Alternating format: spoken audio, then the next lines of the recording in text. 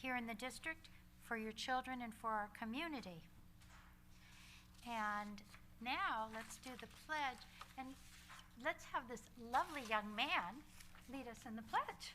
What is your name? Me? Uh-huh. My name is Nikita Phillips, and I'm here for, I got to go to some type of meeting, so I went to the school work meeting for my communication background. Wonderful. So Nikita, please do us the honor of leading us in the pledge. Thank you.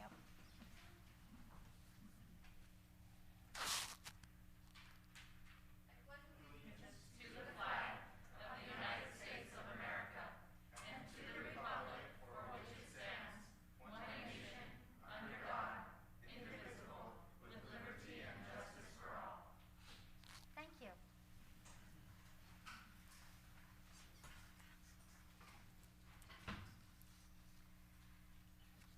We're going to start next with information from the Board of Trustees. And Ms. Meyer, do you have anything you'd like to share with us this evening? Well, it's exciting to meet and get to know some of the new principals. We've got a real fresh start coming up this fall, and I look forward to visiting some of the schools and seeing some of the exciting things that the principals are about to do. We're ending the summer. I just kind of realized that this morning, and wow, it went fast, but we look forward to a great opening. Thank you. Bev? I echo what you say. The summer has just gone by really, really quickly, and I'm excited to welcome back everybody, and just to see all of the new faces is going to be not a surprise, but it's going to take a lot to get used to all the new faces and the new names that are at our schools, and welcome to all of them. Thank you. Trustee Takor? Yes. Our 10-year-old will soon be a 5th grader at Raymond Elementary. We can't believe it. In his words, he is so looking forward to seeing all of his classmates. He said he couldn't believe that he hasn't seen his full class together since 3rd grade. Oh. And I'm sure I share with everyone a deep sadness and really exhaustion with masking and the need to continue with this these face coverings. And I can't wait for this necessity to be over. And but in the meantime, I'm going to do my part, per the guidelines of the state of California. We also have a 12-year-old who will be starting junior high, and we're so excited for his journey and different classrooms, getting lost on the 1st, 2nd, and 3rd days of school probably. No, that's just you. We are planning to go there the weekend before school starts to go through his classes. For parents that are wondering, I believe Power Schools, there'll be an email shortly with class schedules, which electives you signed up for, whether you got them or not. I also can't believe summer is over so soon.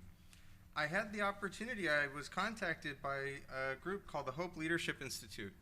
And being a board member, it's such a great honor, but I can never tell exactly why somebody wants to speak with me as a board member. Sometimes it's to berate me. Sometimes they want advice. Sometimes they want to give advice. I was pleasantly surprised that this institute, which was founded by a former SBA appointee in Washington, D.C., who grew up in Southern California, it's designed to teach Latin American women about policy, politics, business. And so I was contacted by this group, and they informed me that they had done a policy analysis, and they would have liked to see Fullerton School District's teaching staff look more representative of the changing community. I was very pleased to report back to them that I'm so proud of Fullerton School District's efforts to center diversity and culturally responsive teaching, and being a 21st century school looking like a 21st century institution. And so I was very pleased to talk about all the efforts that we're doing here, and to remind everyone that wants to talk about changes is that sometimes they also need to participate. And so it was a very positive meeting, and I was grateful that they reached out to me. Thank you. Looking forward to the school year, and to all of the new principals and assistant principals and recently retired principals who are coming back to help us out, like the amazing Yolanda McComb and others. So just really looking forward to a good year. Thanks. Thank you. Trustee Talavera? Yeah, so I wanted to share, I also kind of swung by Woodcrest Elementary to see all the good work that they were doing with the EL Jumpstart over the summer. So I do want to give kudos to all the schools that participated in the summer programs and activities that we had over the summer. Again, where's time going, right? Summer's almost gone, and school year is going to be starting here soon. So I do want to give kudos to everyone that took part of the summer activities and opportunities for continued learning, which is really kind of important.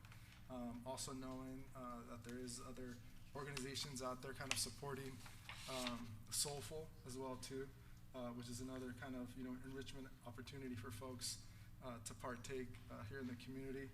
And yeah, I'm looking forward to my seventh grader getting lost the first day of school. Yeah, so I'll have a seventh grader and then a second grader in the dual immersion program as well too. So definitely looking forward to the school year, and then also these masks. Definitely, we all feel a little frustrated at times, but again, kind of following the guidelines. We'll look forward to kind of best supporting the community and the students as a whole with this. So just be patient with us as we find kind of the best ways to continue navigating through these challenging and new waters that we're treading through. Yeah, pretty much. So looking forward to the school year, and then again, principals, looking forward to all the great work that they're going to be doing, seeing all the new faces or returning faces, as Trustee Takur mentioned, with Yolanda helping out at Beechwood. So definitely kudos. Just looking forward to another great year. Thank you. I wanted to mention one activity I went to this summer, and that was at M&O. They dedicated a bench to Al Ballestera, who passed away in the winter. And it was the most touching afternoon.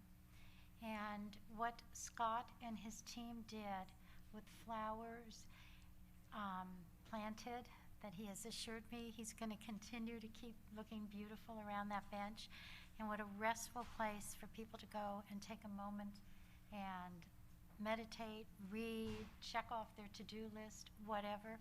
I suggest going over there and seeing it. I think that what I'm talking about tonight will all be focused on M&O, because this summer, M&O has done more than I have heard in years. And I'm going to take a few minutes and read off their partial list, so make yourself comfortable. And I really want to share it with the whole world because I'm so proud of that department. Every school in our district had HVAC upgrades, which include bipolar ionization units in every HVAC unit. And that's really important for our parents, our teachers, our staff to know. We're still working to keep people safe. Replacement of existing MERV 13 filters with new filters for the start of school in every single school and every single unit. Thank you for keeping us safe.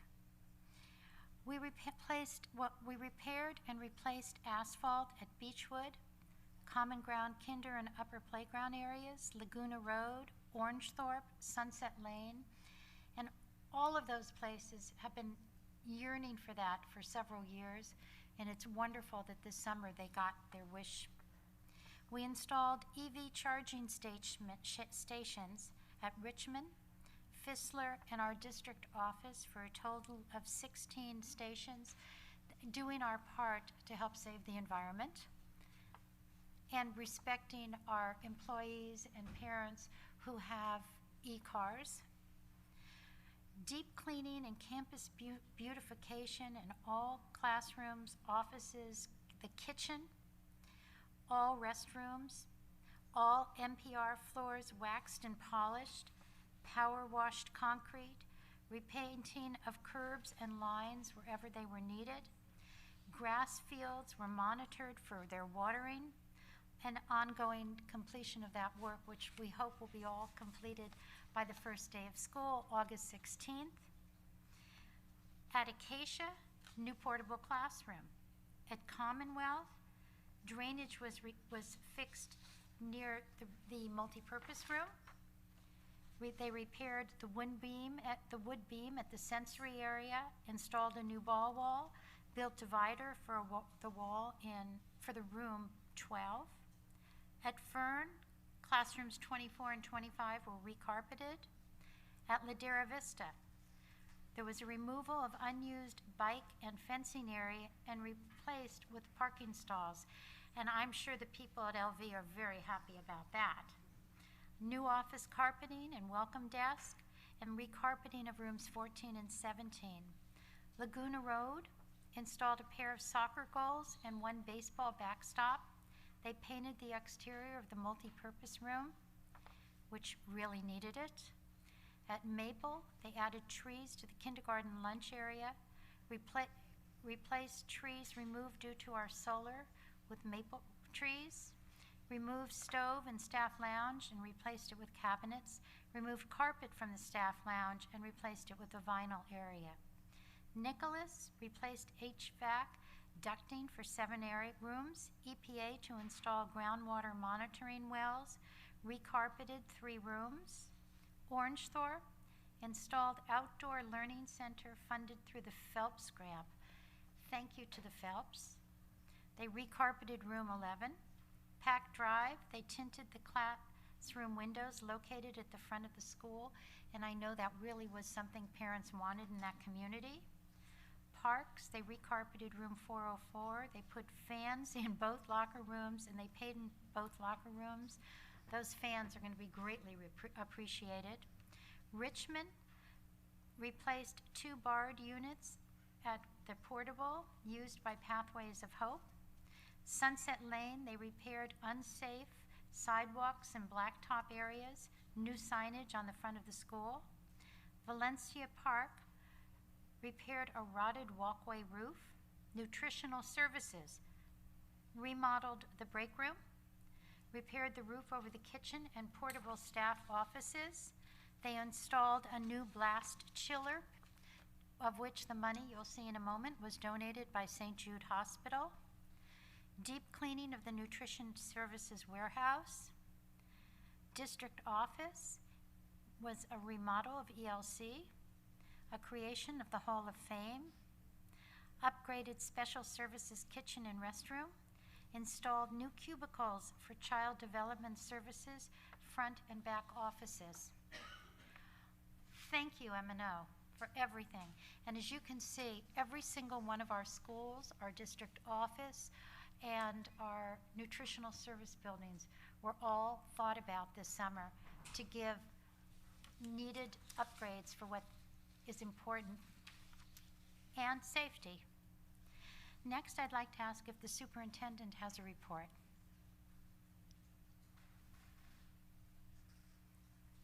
While he's walking up, we're going to have a great 2021-22 school year. Yes. First, I just want to take a moment to say that we really are kicking off the new school year, and we're very excited. And I know sometimes parents ask, in the midst of all of this, and as the nation and the world is focused on pandemic and our response to it, I think parents, when they ask this question, which is, are you happy to see our kids? Are you looking forward to seeing them? And I think, and what I want to say is, we as educators got into this because we love our kids, we love your kids. And we are so looking forward to having kids back. We are looking forward to interacting, engaging, connecting with our parents. We're looking forward to connecting, interacting with our community. I can't tell you how excited I remember it since a small boy, thinking of the first day of school and being how excited I was. And while last year, I don't know if I was quite as excited as I am this year, and there was a buzz in our community, there was a buzz at the district office, there was a buzz at our schools already. We want our kids back. And so to answer the question, the parents have asked me, are you looking forward to seeing our kids? Absolutely. We can't wait to see your kids. We can't wait to educate them. We're looking forward to a good start of the year. I know a few people have emailed me about masks, and so just a quick update on that. There's the CDC, Center for Disease Control. They provide guidance and recommendations. The California Department of Public Health provides mandates and regulations.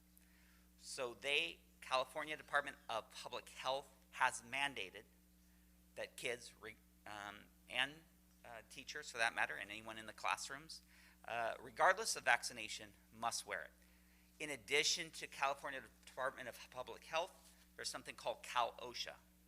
And Cal OSHA has required that we wear masks. And some people have said, well, it's not really a law, it's a guidance. And those organizations do have legal authority to provide and make those mandates. And there's not only penalties in terms of fines, but there's actually up to penalties up to serving time in prison. So those are extreme cases, but just to say that these are real laws and real mandates, and we will follow them. I am disappointed that we don't have local control.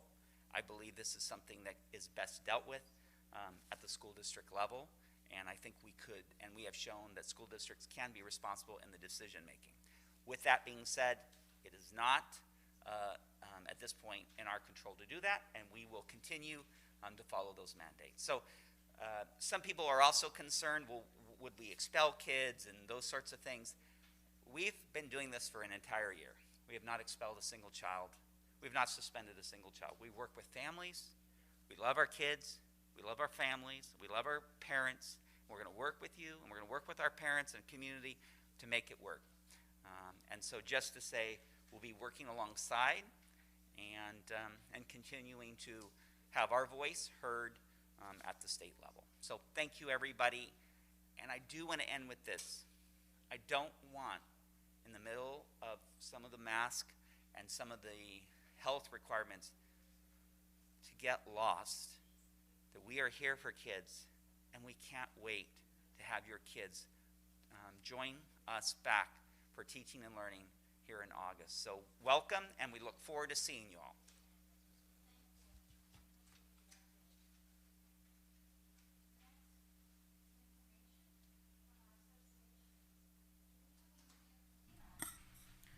Tonight, President Sugarman, there is one report on behalf of FETA I will be reading. There is no report from CSEA. There is no report from PTA and FSD. So on behalf of FETA, good evening, President. Correct. On behalf of FETA, which is the Teachers Association, good evening, President Sugarman, Board of Trustees, Dr. Pleka, Board, teachers, parents, and guests. I would like to report to you that the teachers of FETA are refreshed and eager to start the 21-22 school year. We look forward to reconnecting and assessing our students, meeting them where they are, and teaching them. We are very proud to be FSD employees and proud of the working relationship we have with the district. We welcome this year's challenges by working together for what is best for Fullerton's students, parents, teachers, and our community. On behalf of FETA, we would like to thank you all and all the certificated and classified staff that diligently work to provide student learning opportunities over the summer. You are appreciated. Thank you, Mark Jacobs, FETA President.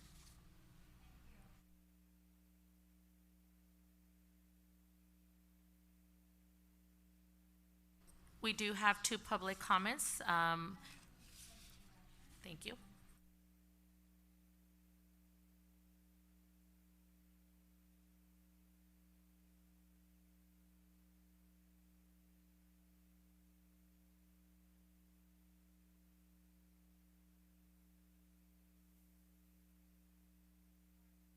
to submit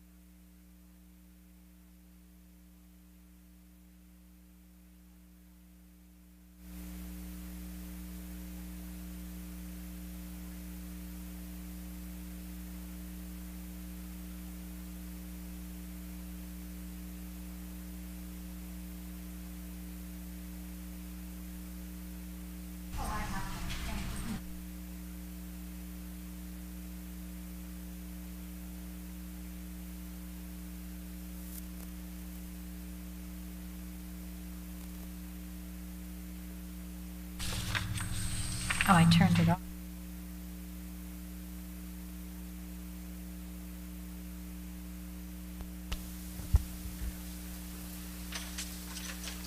Good evening. I'm Darlene Alquiza, and I'm a parent in the school district. I'm here tonight because I urge the board to develop a mask policy of limited enforcement of not more than posting a notice, sending a letter home, and having a discussion with parents to stay in compliance of education codes.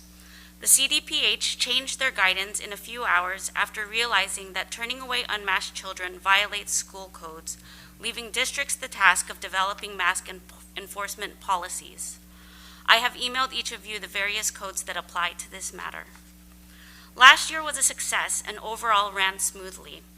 However, we cannot compare last year's success with mask wearing to this year because last year not everyone attended school in person. It may have been that children with a difficulty wearing masks stayed home. We cannot assume that all children will find wearing masks for long periods of time. Since science is available showing that there are possible risks in healthy children being masked, it is unethical to tell a child if they refuse to wear one, they must choose alternative education, as that takes away optimal learning opportunities simply because of a fear the child may be sick. Every day the child is not sick, the district would be doing a disservice to the child and assuring a lesser outcome in their development and learning. My daughter participated in hybrid learning last year and was compliant in wearing a mask. But I'm here sharing my concerns as an educator and an advocate for children. I do not want any child at the Fullerton School District forced to do online learning if that is not how they learn best. Just as we must make accommodations for children with special needs, our district must not deprive any children of optimal learning experiences. It is within the purview of the district by law to determine to what extent mask wearing will be enforced, and this is where the CDPH does grant local control. I do not want it to be to the extent of detriment to any child's learning opportunities. I do applaud the district in how they have been giving special attention to general health checks, hand washing upon entering classrooms, sanitizing frequently touched surfaces throughout the day, and having children stay home when sick, unwell, or exposed to someone who is sick. I know these are the best ways to keep our classrooms safe, now and even after we transition out of this. I thank you for your attention and your consideration. Thank you for coming. Next, William Matthews.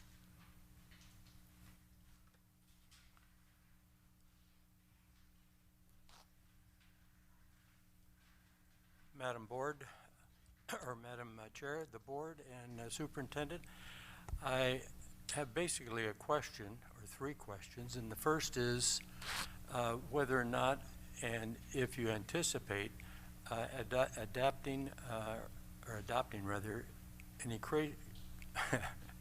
any critical race theory, educational components to the routine education that our children are receiving, which in my mind, critical race theory is really a byproduct of postmodernism, which rejects all Western culture, the Enlightenment, the scientific approach to research and so on. And so in my mind, it is just the opposite of anything we should consider for part of our education system. The other item is Black Lives Matter curriculum material. Black Lives Matter is basically a product of two Marxists, self-identified Marxists. And again, these are ideas and views of the world which are the opposite of the liberal approach to education which we have enjoyed for so many years. And the last is the 1619 project, which is a revision of history by basically one person. All three of these approaches are very dogmatic. They are not open to alternative views. They see their particular approach to education and their views on life as absolute, and in my mind, these are just the opposite of what traditional education has consisted of. So my basic question is, has the board, or does the board anticipate incorporating any one of these three or all of them into the curriculum at the Fullerton schools?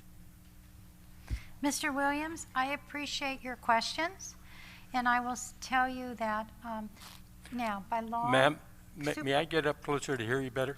Sure, of course. Dr. Pletka, would you be able to legally address anything like what we've already done? Would you like to answer? Or he can come to you later and talk with you, whichever you prefer. Okay.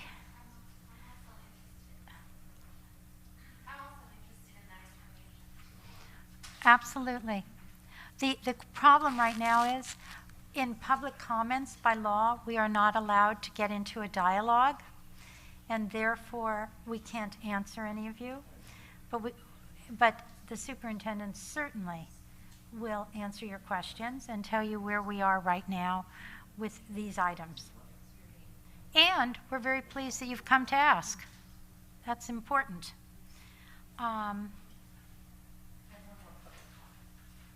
Thank you.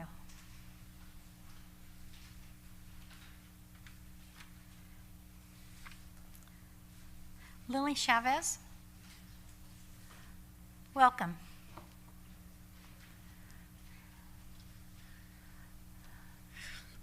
Hi. I Hi. have children in the elementary level and junior high level. I couldn't really say it any better than the first speaker did, so I'm not going to be repetitive, but basically I'm in agreement that there should be some, if you have any control about how these masks mandates are enforced in the schools, something lenient for children who do have difficulties. I'm in 100% in agreement that whatever can be done should be done, because I have 10-year-old twins who, sorry, every day of course kids are excited going to school. And the first week of school with the mask, every day, Mom, I have a headache, both of them. So after a week and a half, they gave up and they did the online learning, which was really difficult for them. I had to stop working. It's sad that they can't go to school and actually focus because they have a headache all day, and think that they're going to be separated, isolated. It's just sad what's happening. So, sorry for the emotions. I'm a crybaby. My whole family knows that I'm always overly emotional, but it's just really sad because we're doing a VBS, Vacation Bible School, with some other kids, and the kids in the car like talking about school, and unfortunately they're not excited about it because of this. They're not excited to go to school because they have to wear the mask, because they're not handling it well. And I know some of the members here have students, and I'm sure your kids, don't like it either. So I know that not everything is in your control, but as far as the enforcement of it, if there is some way that, something can be done so that the kids can go to school and actually focus on learning, that would be amazing. And as far as what the other man was brought up, I'm also interested in that subject because our family is Jewish, Salvadorian, Mexican, and Irish, just the grandparents. We have Costa Rican, people from Belize, nieces that are black, nieces that are half black, uncles that are Vietnamese, like any kind of race theory or any kind of teaching that one race is dominant or superior. We know that, we have history that's negative, but to focus on that and teach these kids like anything, it's almost impossible to not isolate one member, like, oh, this grandmother is racist because she's white, or this one is whatever. It's just... What you're hearing is there is a 3-minute time limit, Okay. but please, Okay. you can finish what you're saying. You I have just another wanted sentence. to be, everybody has so many different members of the family. My kids don't even know what racism is. They heard the N-word and asked me, what is that? They're like in, they were in 4th grade at the time. So I'm just saying, like, I don't want them to learn it in school. I know I've been to Georgia and there was big problems there, and there are pockets of this in our society, but I don't think we really have this problem, and I just don't want it. I don't want my kids to learn about it in school because it's not in their mind, and they should be worried about playing tag, not worrying if what they said was sexist or racist when they don't even know what that is, and I don't want them to learn it in school. Thank you. Thank you. Appreciate your words. President Sugarman, Yes. at this point, we're going to be calling Neil Thomas, and after Neil Thomas, we have one additional public comment. Thank you.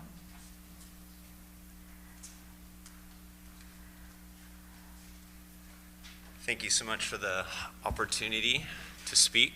I want to start by saying that I appreciate the incredible school district that you guys have helped foster and create.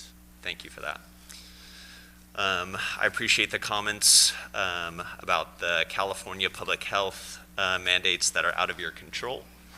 But I do want to remind this group that 335 children under the age of 18 have passed away in the United States due to COVID, 100% of them all having underlying health issues. There are currently 74.1 million children in the United States. This is a percentile that once calculated, I honestly don't even know how to communicate it because there are so many zeros in front of it. I understand that you believe these things are outside of your control, but my father taught me when I was young that you always have a choice. Just sometimes the decisions you make have consequences that are costly.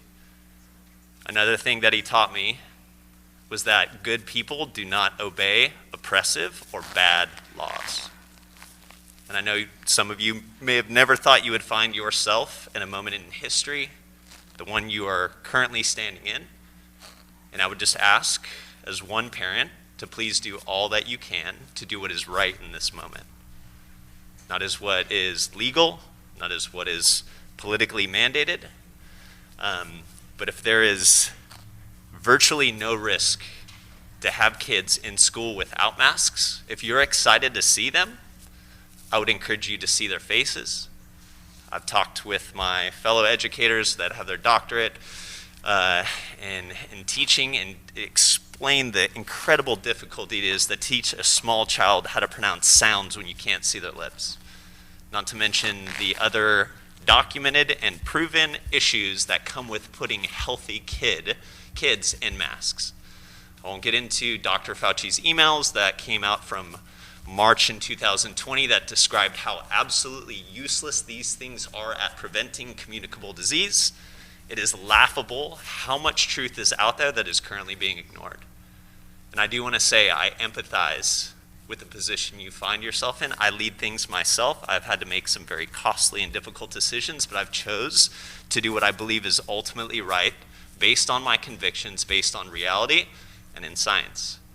And so if there is anything I can do to encourage you to find courage to do what you know is correct and right, please let me know, whether it is financial, whether it is organizational. My family and a group of other parents are finding every way we can do, not only to encourage people in positions of power to do the right thing, but also to hold them ultimately accountable for the decisions they choose to make. So thank you for your time. Thank you for your leadership.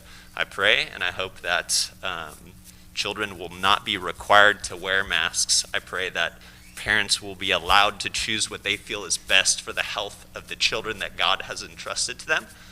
And thank you for your time. Thank you for your comments. Do we have another speaker? Yes, we have Meredith Hughes coming to the podium, please. Thank you.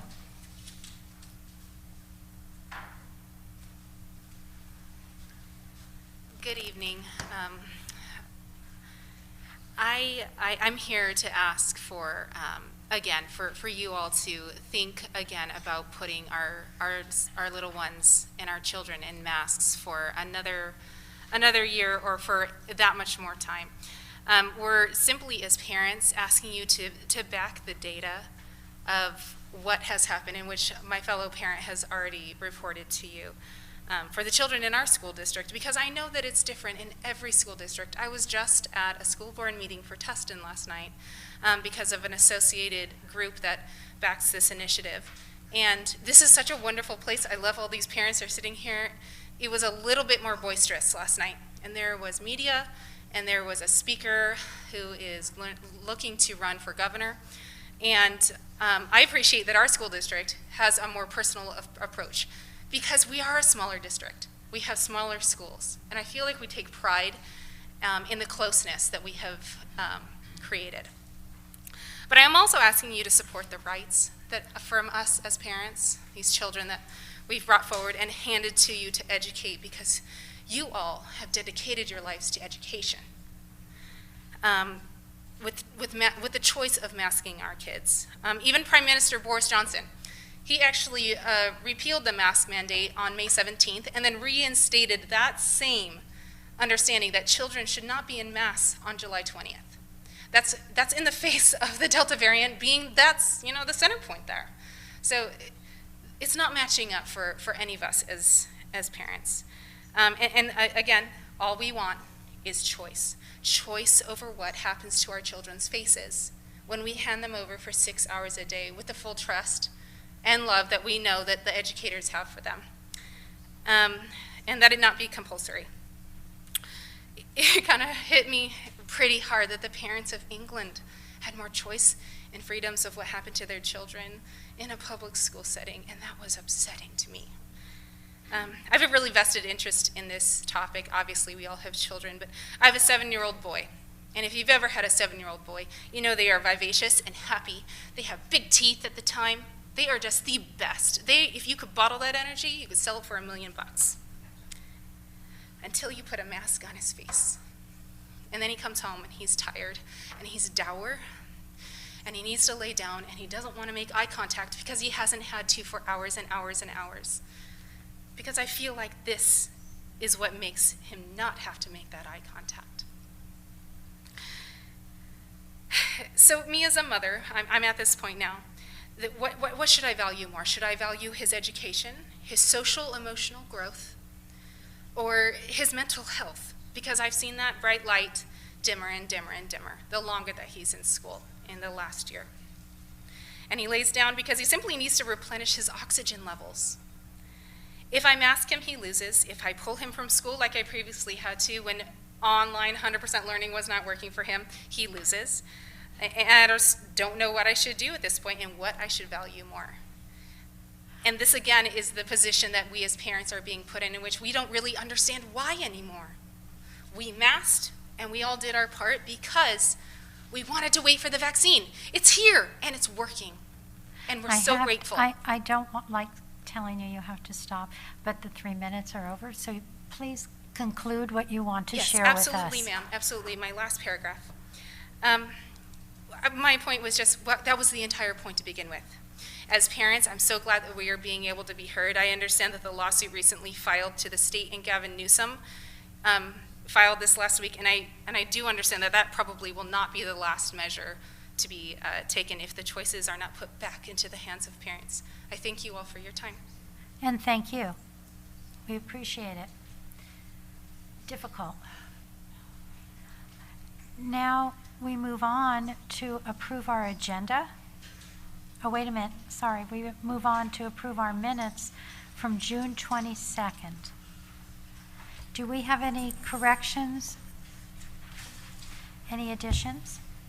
Having none, does anyone want to make corrections or additions at this time? Seeing none, do I have a motion to accept the minutes from June 22nd? I'll move to approve the regular meeting minutes of June 22nd, 2021. Do I have a second? I'll second. Thank you. All those in favor? Aye. Aye. Opposed? That's 5-0. By the way, I want the speakers to know that their comments will be on our minutes for the next meeting, which are always posted, so other people can read what you have to say if they did not listen tonight, just to let you know, so your words went further than just our board. Now I'm looking for approval of the agenda. Does anyone want to move anything around, or are we good? I move to approve the agenda for tonight. Do we have a second? I'll second. Thank you. Any further discussion? All those in favor? Aye. Aye. Aye. Okay, that's 5-0. And now we're on the consent items. Does anyone wish to take something out, discuss it? I have a few Thank you, comments. Carmen. Okay. I think that I was trying to find the numbers X.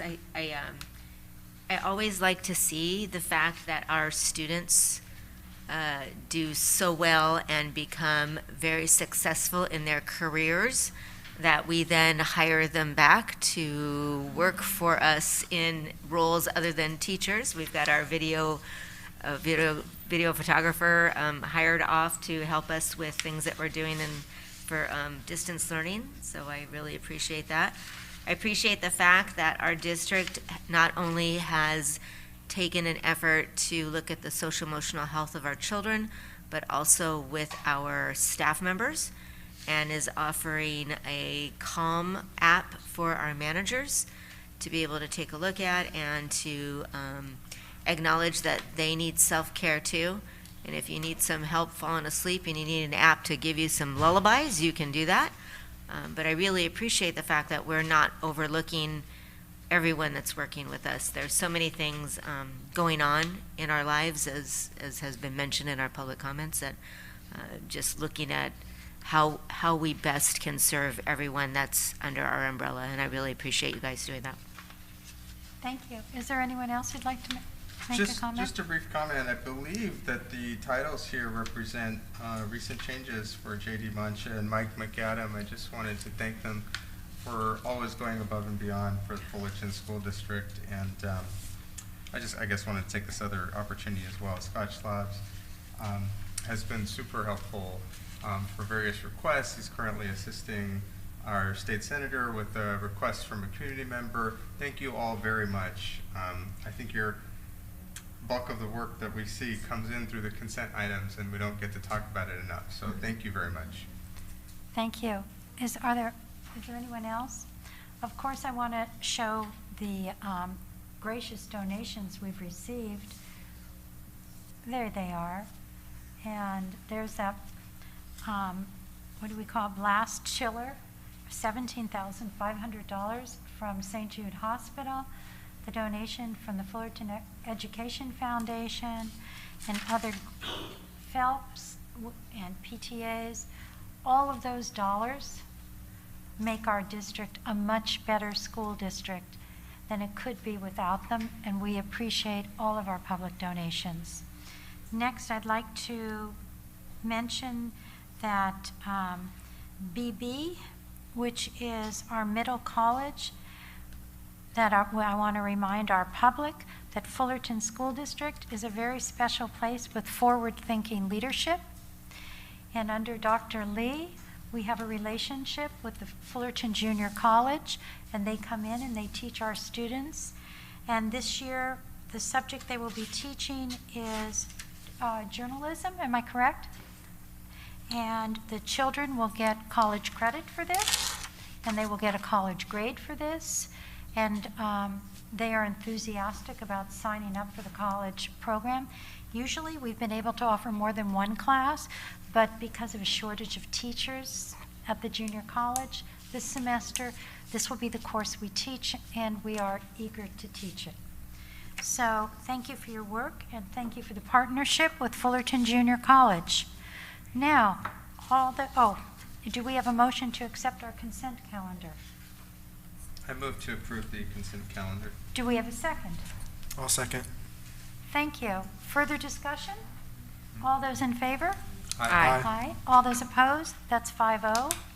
And now we're going to go down to our discussion items. And the first one is a resolution about electronic approval of vendor claims, orders in the Fullerton School District. Dr. Copeland? Improve efficiencies, and in this case, also modernize some of our systems, and this would authorize basically electronic signatures.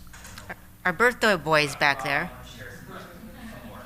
Right, so what this resolution does is it authorizes the following individuals on here,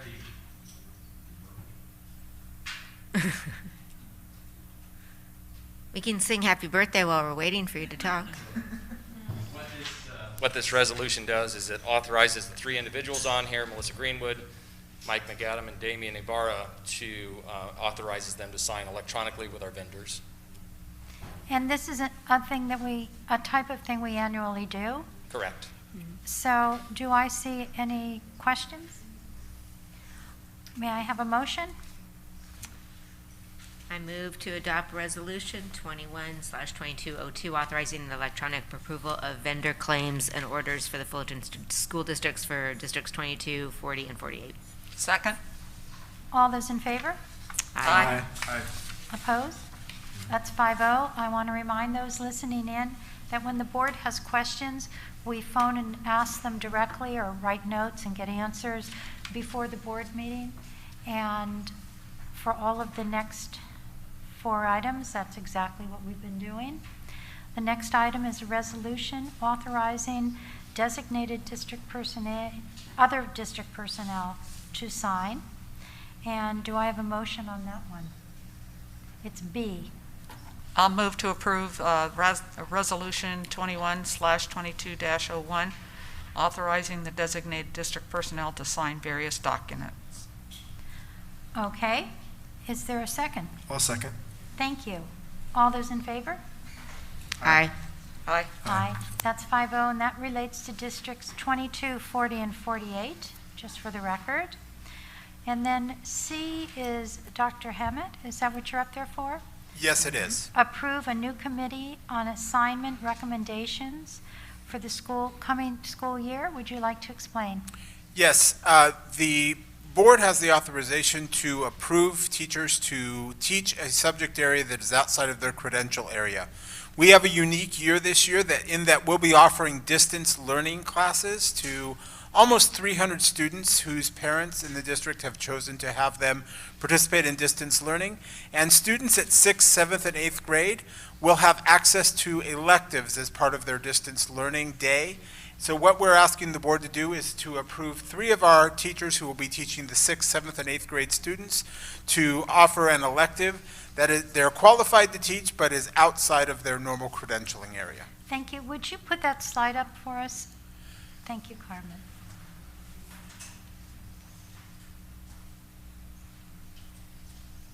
We just approved one of these last meeting too, correct? Yes, we did for Yes. Beechwood School. Right. For the same class, wasn't it? The Yes. same. Yes. Yes. So here we are. Go ahead. Do you want to explain anything else to us? No, that's all I have this evening. Okay.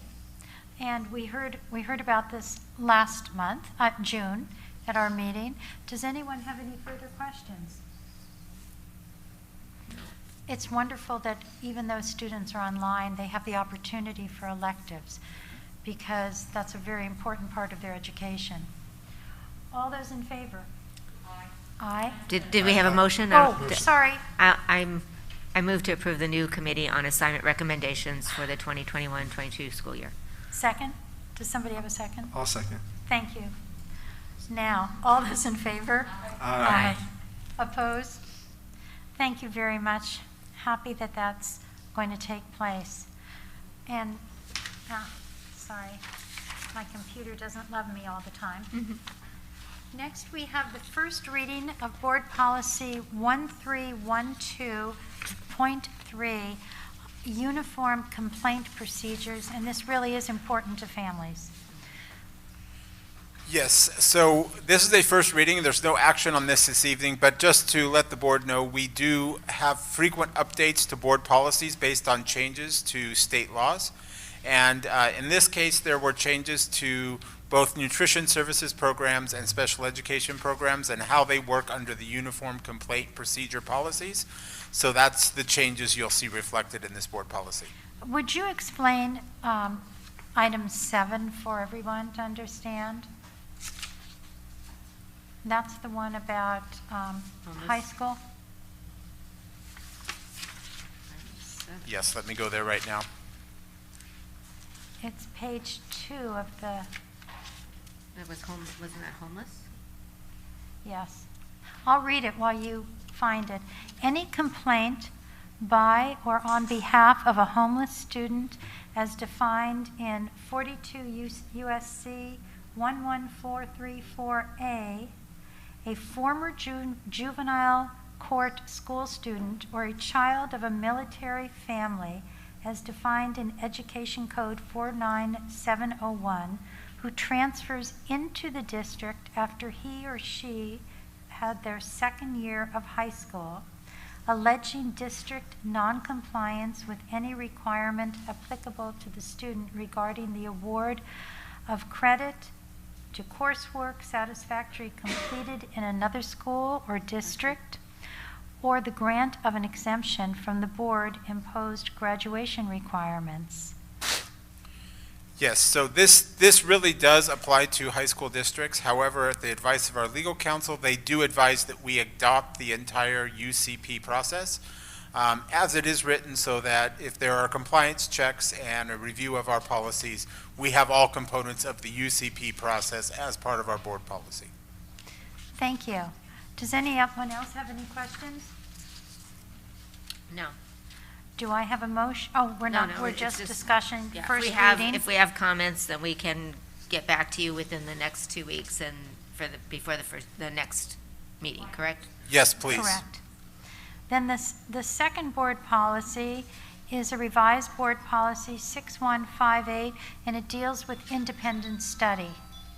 This is an important change. The state has recently, the legislature has recently approved changes to the independent study law that are impacting our ability to offer distance learning. So prior to offering distance learning beginning on August 15th, we will be bringing this back at our next board meeting on August 10th, so we can ensure that all of these new changes to the law are implemented into our board policy. Thank you. Does it deter any of our teaching? Can you repeat the question? I'm sorry. Will it deter any of the formal way we're doing our teaching? It will not.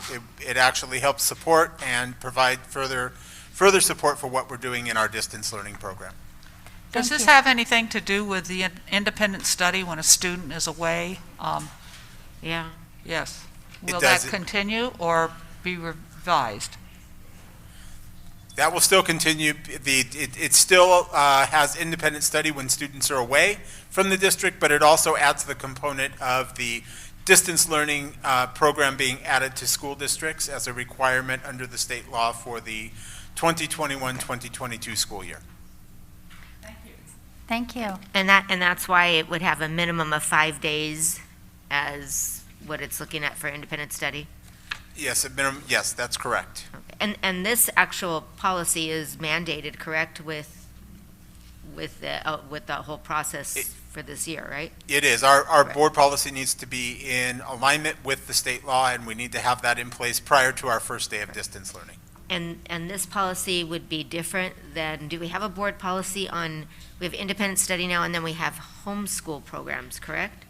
Or- Correct, and now the homeschool programs are included and covered under this independent study Okay. board policy as well. Thank you. Thank you for the questions. Thank you for the answers. If you have further questions, you know to contact Dr. Hammett in the next 2 weeks. Is there anyone on the board who would like to have something placed on the agenda in the near future? I had a couple of things that I just wanted to bring up. Is that okay? For the agenda or for No, yeah. comment, you know? Yeah, public for- What do you yes. call it, our weekly comment? Yes, since that's the only time I can do it. I'm real excited that we have a new high school superintendent joining. And I think it's really, really important that because we are not a unified school district, to build relationships with that new superintendent right away. And so I applaud Dr. Pletka for already making the steps to talk with them. And I also am really interested in ramping up communication with the high school district when it comes to streamlining and collaborating on curriculum going from K-8 to 9-12. And I'm hoping that we can set a pace now so that that superintendent realizes that that's very important, I think, to the entire board. Don't That forget calendar.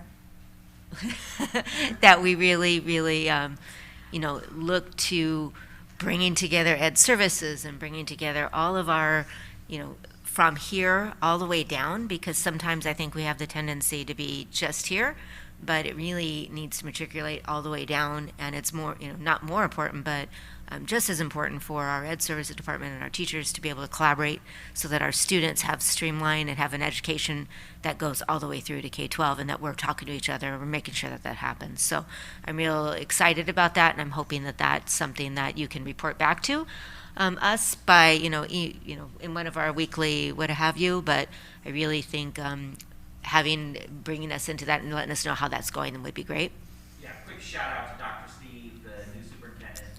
We had a chance, the theater school districts into the high school district. We all met, and had some lunch, and had just a good chance to meet him and just to say we're very optimistic.